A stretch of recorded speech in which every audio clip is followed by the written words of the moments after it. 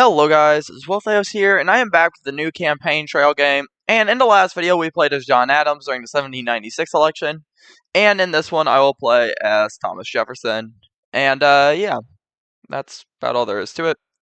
So, Thomas Jefferson, he was a Democratic Republican from Virginia. He's the author of the Declaration of Independence and the first ever Secretary of State. Thomas Jefferson is the only person popular enough to put up a good fight against John Adams in the race for the presidency. Jefferson is a well-known Francophile, and this could cause him trouble on the campaign trail.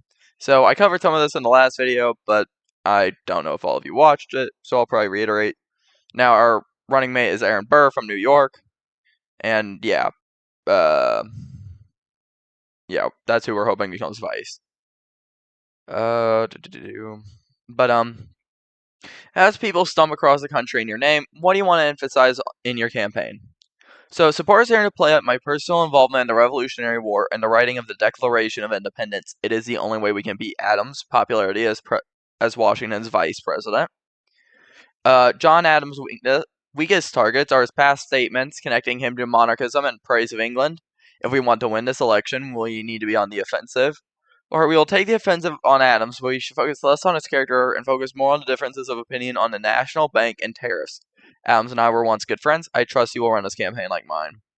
So, focusing on past statements and issues, I don't think is a winning issue. I think we need to, focus on what happened in the Revolutionary War and, yeah, like what he himself has done for America. So, yeah, that's going to be the best one, is to focus on writing the Declaration. So, yeah, this is a safe strategy.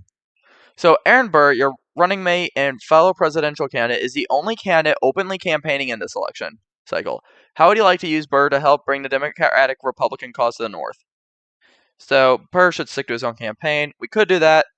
However, Burr can work out a deal with the New York state legislature to vote for us no matter the cost. So, I think in order for us to have a chance, we do need New York. And if they can work out a deal, that would break a Federalist stronghold. And I do think we need that to win. Not to mention, I did some quick research, and Jefferson won the 1800 election because he won New York. So we're going to have him work out a deal with the New York state legislature. So due to key promises made to New York, South Carolina has now backed out of supporting your candidacy. New York will also expect that you moderate on France, or they will back out of the agreement. Okay, well, that's fair. Would have had to have moderated anyway for Pennsylvania and Maryland. And honestly, I'm willing to lose South Carolina. They don't have anywhere near enough electoral votes to compare to New York or Pennsylvania. So, what is your opinion on the Whiskey Rebellion? So, I would repeal the whiskey tax. However, Washington made the right decision to put down a revolt against the federal government. These rebels had no respect for the rule of law. I'm glad they were suppressed. My administration would not repeal the whiskey tax, and it is only just that traitors should be punished as such. And the Whiskey Rebellion was justified a natural reaction to unjust taxation as pioneered by the Federalists. That one's a bit too offensive, or too much on the offensive. That one is far too much of a Federalist answer, because we're wanting more, like, freedom. The Democratic Republicans favored, I think, a very loose style of government. Not loose, I don't really know what you'd call it. Decentralized, I guess. So, they probably, I think to appeal to the base, we would want to repeal the whiskey tax. But yeah, we can't just openly support the rebels. So, Washington made the right decision to put down a revolt. So, repeal the tax, but Washington made the right call. To what extent should the voting rights of Americans be guaranteed? So, I find it disagreeable with Republican principles that some states should not elect their electors by direct popular vote. All white males of 21 or older should be guaranteed this right. State legislators, as elected by the people, will always be the form of elector allocation closest to the best interests of the people.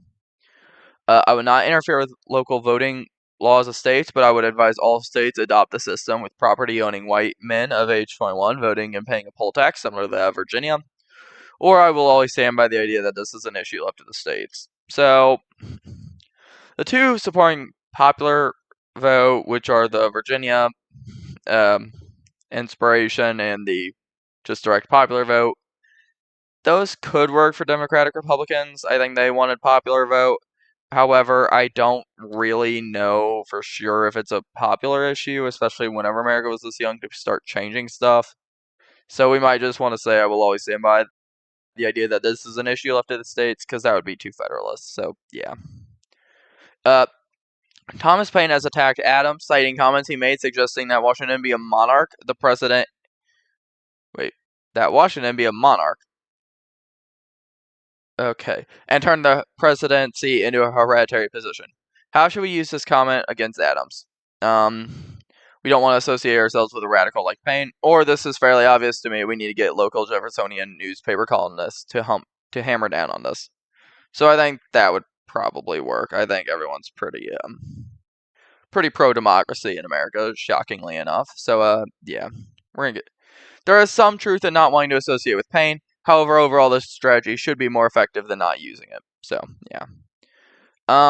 What is your opinion on the Atlantic slave trade? So slavery is moral wrong. I would prohibit the importation of slaves in the United States. Or I am a supporter of free trade. I would continue the importing of slaves in the United States.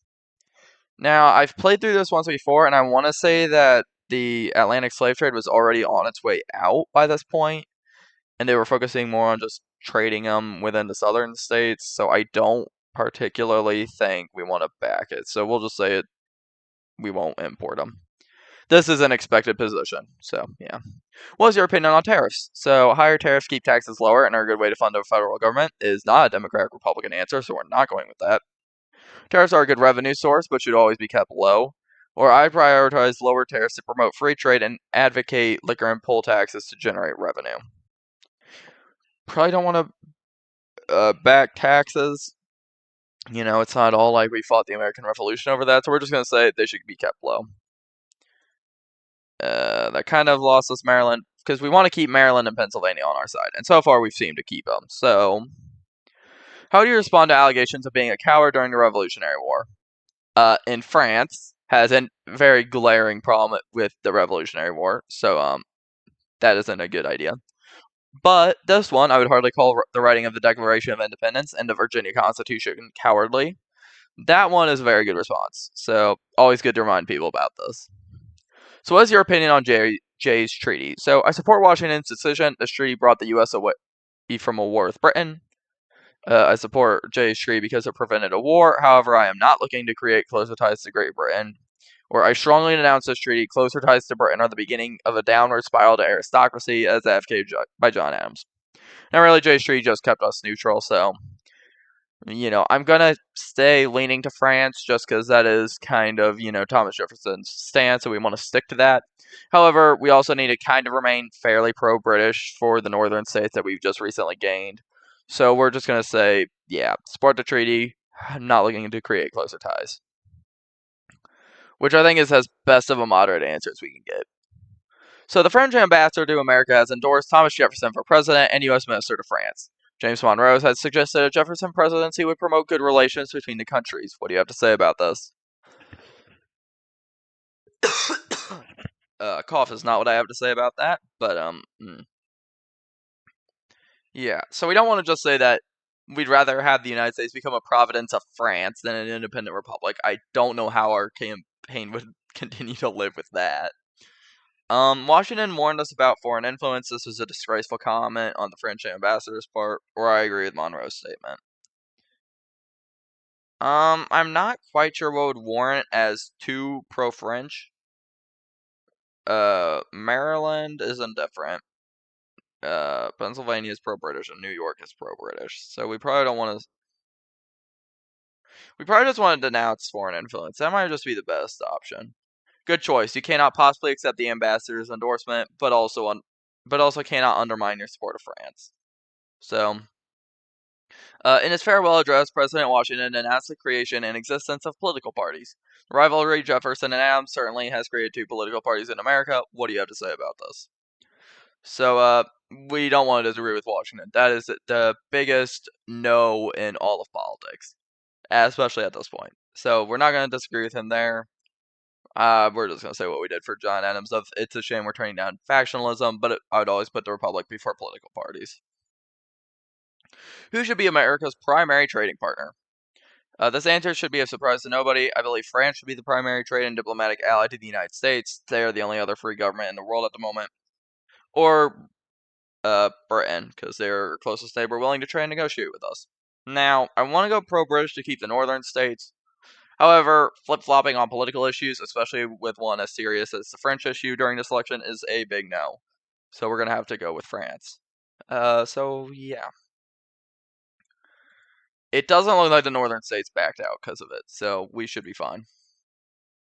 So what is your opinion on George Washington?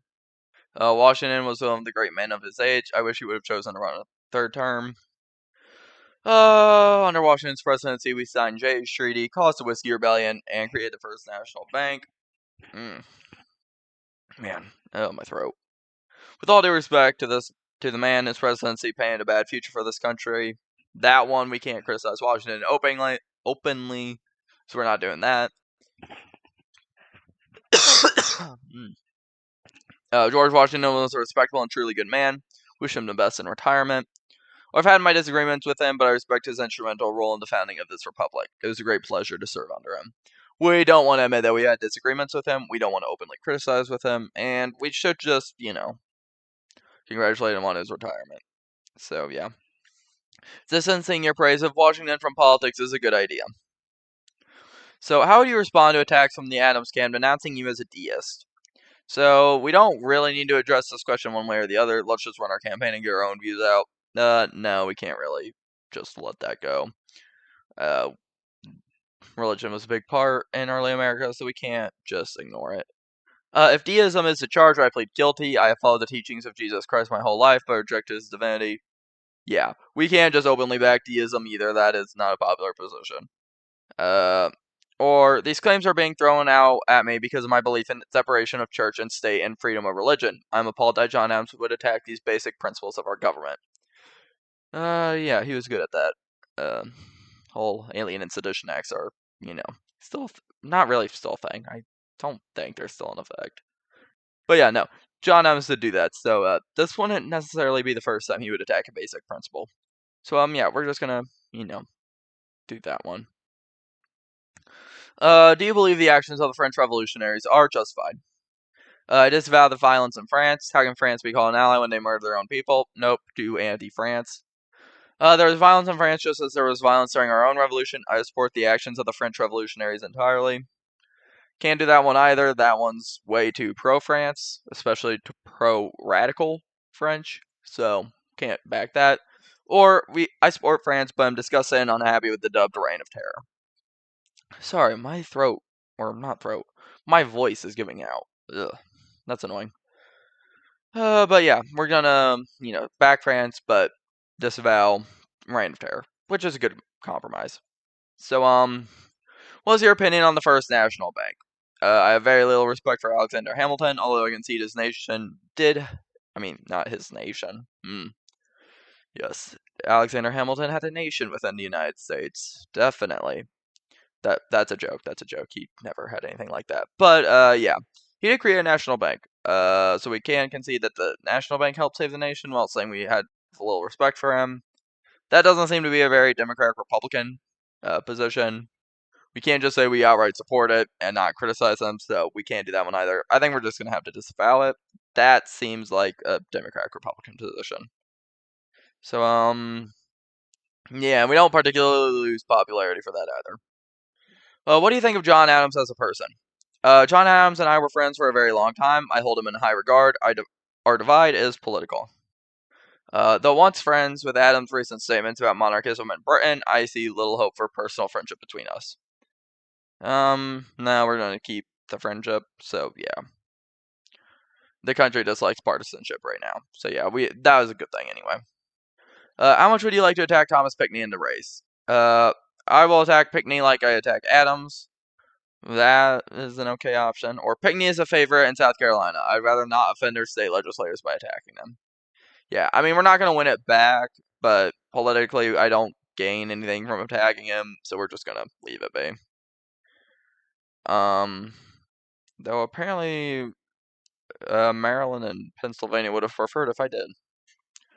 Would you ever support an amendment abolishing slavery in the United States? I would without a doubt support this amendment.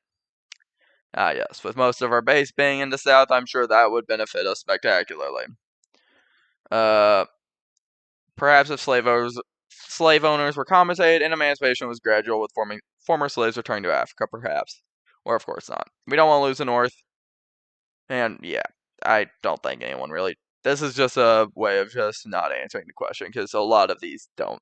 I don't think any of that stuff would have been feasible to achieve, at least politically, I want to say. So I think this is just a skid on by answer. So that's what we're giving. Yeah, and that keeps our support pretty strong because nobody really takes that as a serious option, I don't believe. That and slavery wasn't a very divisive issue early on in America, like it was, 1860. Anyway, should the USA militarily intervene in the French Revolutionary Wars? Of course not. We are not ready to engage an enemy like this and would rather see the USA out of a war. No, and I'd be in favor of supporting the British over the French in these wars. I believe diplomatic and economic aid to the French would be more viable for our country than direct military intervention. Or, yes, I don't know how we can claim to fight for freedom if we don't support revolutions around the globe. So, we don't want to say we're going to support Britain. That throws over our own political issues. And we don't want to say, yes, we want to go into a war, because surprisingly, war isn't a very popular decision, except for a couple of cases where it was. So yeah, I think we don't want to go too pro-French just because New York could back out and Pennsylvania and Maryland could also back out. So we're just going to say, of course not. We are not ready to engage an enemy like this. You scared off some voters with this. Okay. Apparently not going to war is now a scary thing. Don't quite know how that works, but, oh well. Do you believe that some revenue should be set aside from our tariffs to finance internal improvements, such as canals and roads? We could say this is obviously unconstitutional, though I think some of the North supported that. We don't want to say I'd support it, because that is a Federalist position. Let's just go with, I think the issue of constitutionality should be settled. So, that's a good compromise, I think. I really want to win Maryland back over, so we should be good there. A most damning attack against Adams has been when he defended the British Constitution by insinuating the American Constitution should contain the good parts of the British Constitution. What do you have to say about that? The War of Independence was about representation in Parliament. Taking after British government makes perfect sense to me and in line with the goals of the Revolution. I would stand by the statement. It clearly doesn't ignore the problems with the British Constitution, but reasonably recognizes it has parts we should take from. Or this is seriously damning. I'm not sure how anyone who calls themselves American could support the so-called Constitution of the British. I think that would be the best attack. We don't want to offend Adams, so yeah. John Adams, while serving as vice president, has attacked the character and ability of popular Federalist Alexander Hamilton. What do you have to say about that? I'd rather make no further statements on Hamilton. I'd like to release further statements denouncing Alexander Hamilton. I've always hated him, and reminding the public of the bipartisan dislike of him will divide the Federalists. Or I will go to Hamilton's defense. He served our country well as Secretary of Treasury. Not gonna back Hamilton. We're gonna just try and divide the Federalists here, so. Little would-be Hamilton voters are voting for you instead. Which I don't need, so. Don't really care. How do you feel about electing the president via the Electoral College? I support the Electoral College in its current form. I'd prefer a direct popular vote system or a transition to parliamentary system. No, because too monarchist. No, because probably too radical by this point. We just want to stick with the status quo of the Electoral College. Your friend James Madison helped pioneer the Electoral College. Good job for taking his side. Is there a particular state where you want to concentrate resources? Probably Maryland. Yeah, we want to concentrate in Maryland. I don't think we'd lose it, but just in case. This is siding with a minority of Democratic Republicans. No, well. Alright, so let's see how we won. Also, I did pull up a 1796 election map, so we're going to look at that and then call the 1796 election over, because I won both campaigns, I think. I'd assume I won this one. It looks like we did. at least from what the polls are saying. If we got all 3 northern states, I think we did. We win. So congratulations, you won this year's election. Click OK to view the rest of the returns, or skip straight to the final results. Go to final results. So congratulations, you have won the 1796 election. With your election, talks between you and Joseph Letome have already plotted a joint French-American invasion of the British. Federalists control both houses of Congress, and it is likely you'll be unable to pass any major legislation for at least the next 2 years. However, your veto power will at least mean you can block the worst of what the Federalists have to offer. Okay. So we got 82 electoral votes with 55% of the popular vote.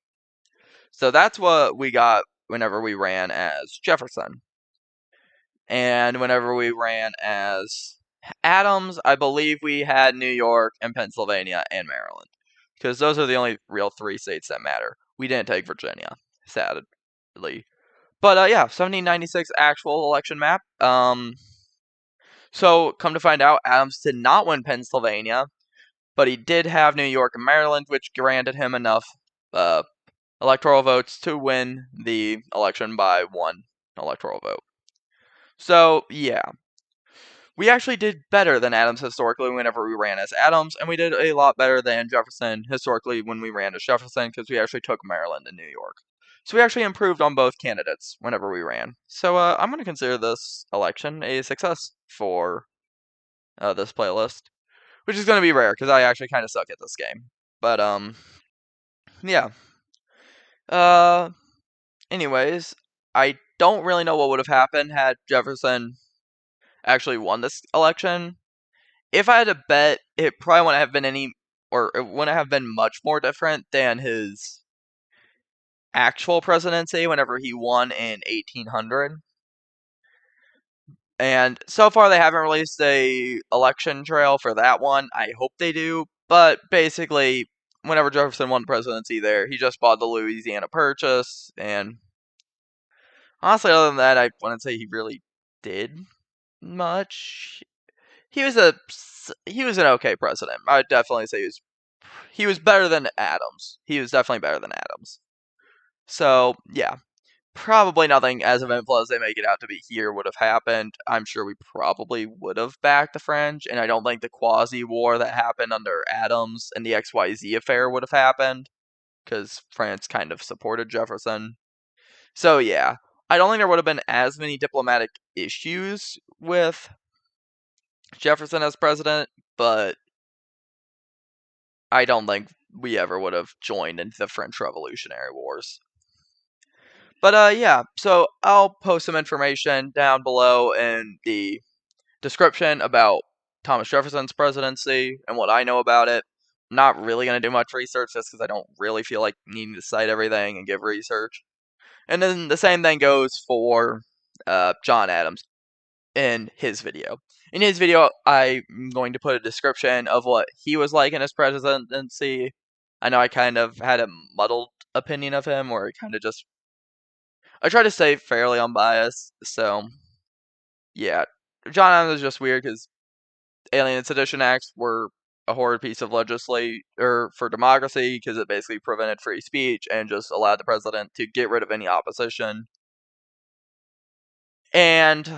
But at the same time, he also got us out of some troublesome diplomatic issues with France, like the XYZ affair and the quasi war.